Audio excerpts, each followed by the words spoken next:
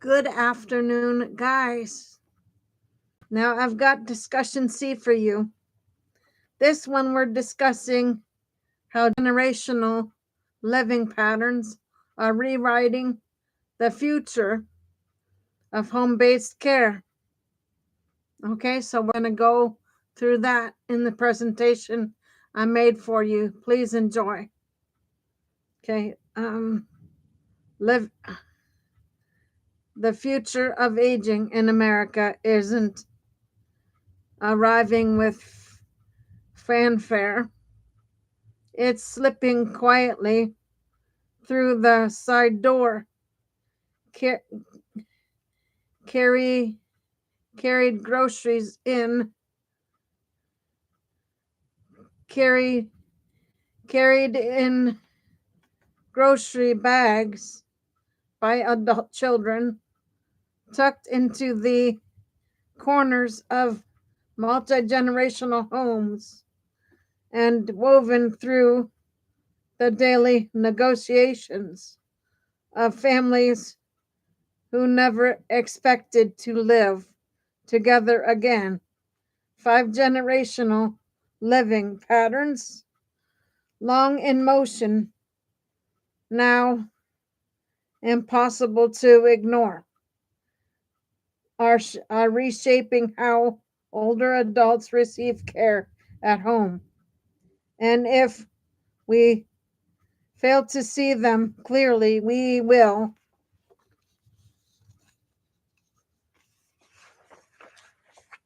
continue designing policies for a world that is no longer exists. The first pattern is the resurgence of multi-generational households, once dismissed as a relic of the past. They have become pragmatic solutions to rising housing costs, shrinking retirement savings, and the sheer complexity of aging.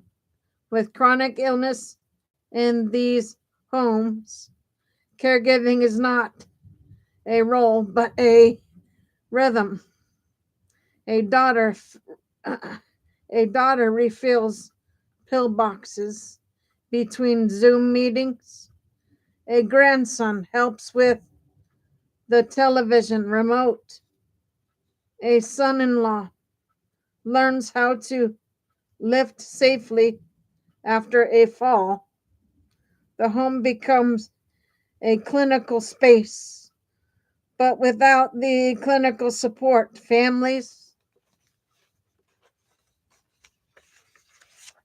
are doing the work of a care team, often without training, respite, or recognition.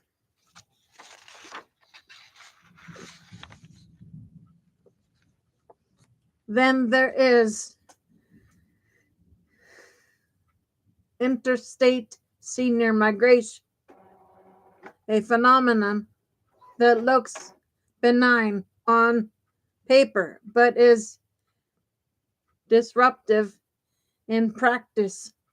Older adults move to be closer to adult children or to states where housing is cheaper and taxes lighter. Each move fractures continuity of care.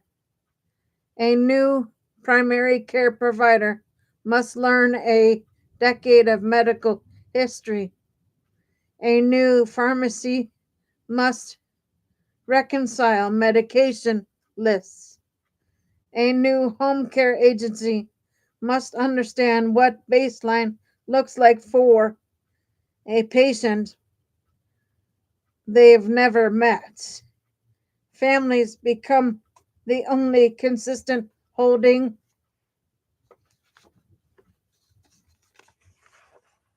together the fragments of of a system not designed for mobility. The third pattern is the profound cultural diversification of older adult population. Culture shapes how symptoms are described, how decisions are made, who is trusted, and what good care looks like.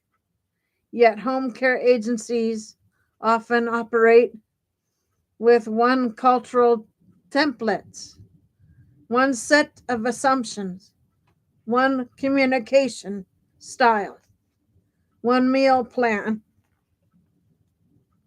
When culture is ignored, safety suffers. When culture is honored, care deepens. The future of home-based care will depend on whether we can deliver care that is not only clinically competent but culturally fluent.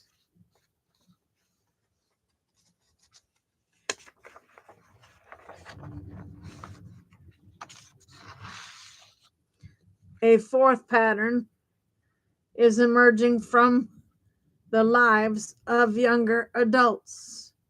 Delayed independence, economic pressure, caregiving needs, and lifestyle transitions have created a boomerang generation living at home longer or returning home unexpectedly. Their presence expands the informal caregiving workforce, but it also introduces role conflict, career disruption, and emotional strain. These young adults are not helpers, they are caregivers, and they deserve to be seen as such. Finally, technology has become the fifth pattern, not a gadget, but a structural force. Technology enabled home care promises safety, efficiency, and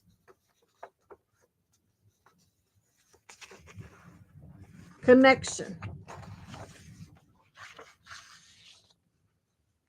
Remote monitoring can detect early decline. Telehealth can bridge distance. Smart home devices can prevent falls. But, but technology also exposes digital divides, broadband deserts, device costs, and reality, and the reality that many older adults cannot navigate complex interfaces without intentional design. Technology will widen inequities rather than close them. Together, these patterns form a new landscape of aging, one defined not by institutions but by households.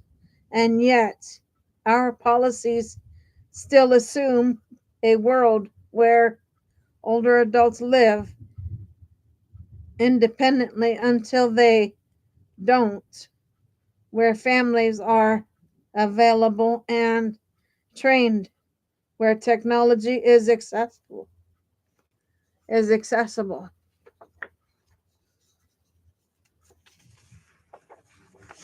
and where culture is in, and where culture is incidental. None of none of that is true. If we want home-based care to succeed, we must build systems that match the reality families are living. That means reimbursing family caregivers, funding culturally tailored home care models, ensuring broadband as a health inequity imperative, and designing care plans that travel across state lines. It means recognizing that the home is now the most important site of care in America, and that families are already doing the work. The future of aging will not the future of aging will not be shaped by policy alone.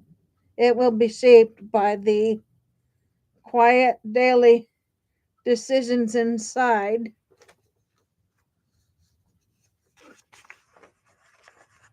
multi-generational homes. Decisions made out of love, necessity, and hope. Our job is to build a system worthy of the families who are holding it together.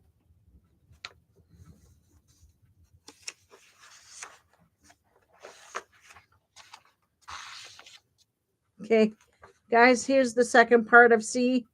It's a policy driven essay to attach to this show. America is aging into a crisis we refuse to name.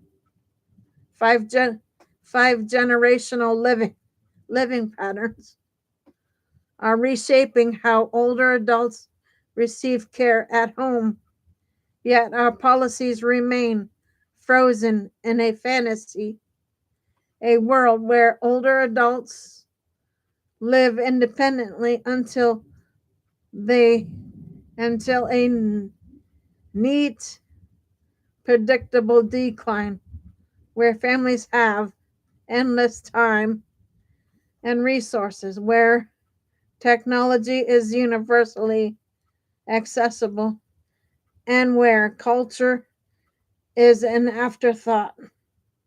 That world is gone, and our refusal to update policy is not benign. It is dangerous.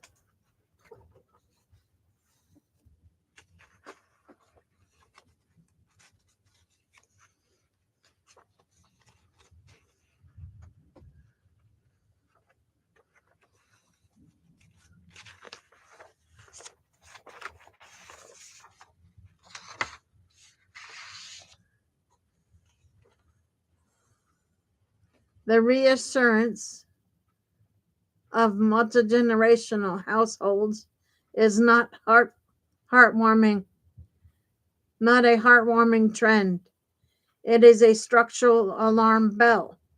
Families are performing wound care, medication,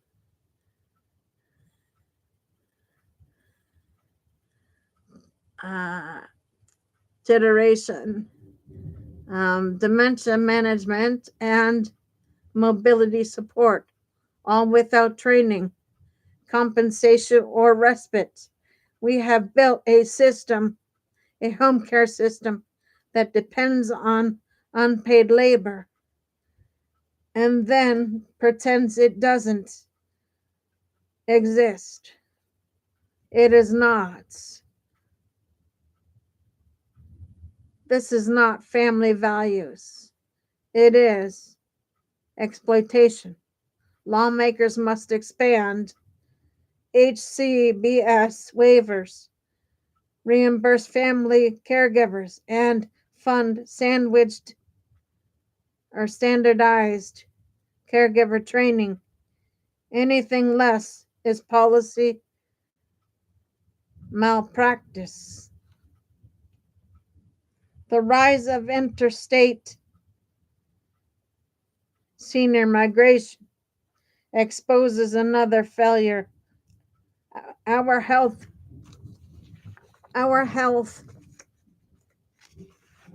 system cannot follow the patient. Every move forces older adults to rebuild their care from scratch. A new clinicians, new pharmacists, new home care agencies, new assessments. We have national standards for airline safety, food labeling, but not for care plan portability. Congress must enforce interoperability, mandate national care plan standards, and penalize systems that hoard data. Continuity of care should not depend on whether a family can carry a binder of medical records across state lines. The growing cultural diversification of older adults is not a demographic footnote. It is a clinical reality. Culture shapes symptom reporting, diet, trust.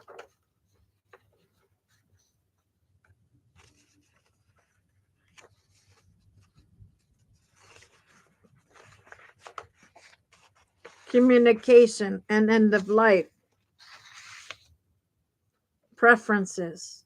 Yet most home care agencies operate with a single cultural template, one that leaves millions of older adults at risk.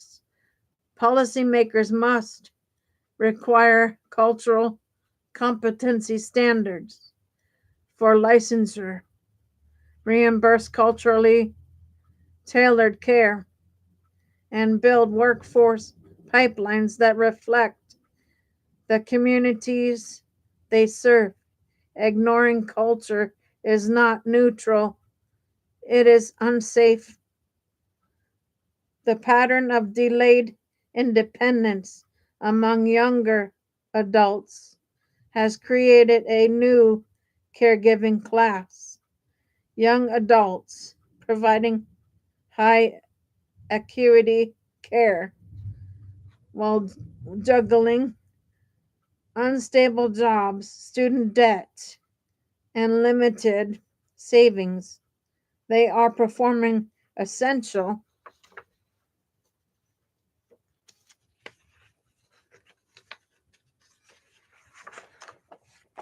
labor without recognition or support. We cannot keep pretending they are helping out. They are caregivers. Policymakers must expand paid pay family caregiving programs, protect job security for young caregivers, and integrate caregiver support into workforce development. If we fail them, we fail the future of home-based care. And then there is technology-enabled home care, the backbone of modern home-based care, available only to those with broadband devices and digital literacy. Remote monitoring can prevent hospitalizations. Telehealth can extend independence. Smart home devices can prevent falls. But none of this matters if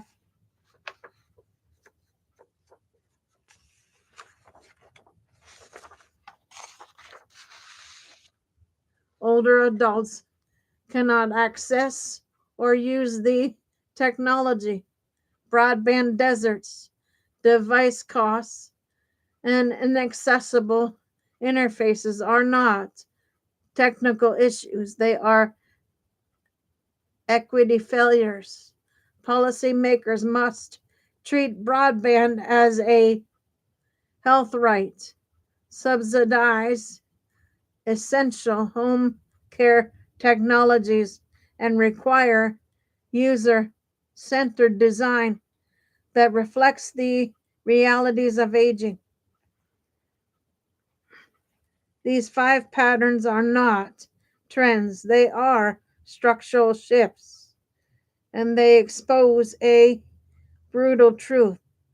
Our policies are not simply outdated, they are obstructing safe, equitable home based care. Families are already doing the work. They are holding together a system that has been updated for the world they live in. The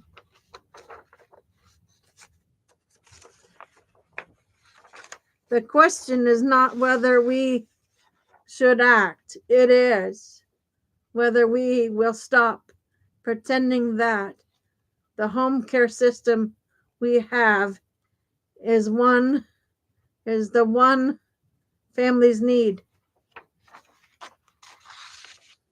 The future of aging will be determined by or the future of aging will be determined inside America's homes. Policymakers can either build a system worthy of the families sustaining it or continue forcing them to shoulder the burden alone.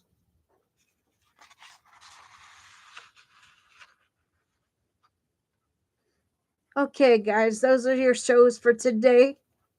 I will see you guys tomorrow for Monday for shows. Until then, Gator Wellness, take care, folks.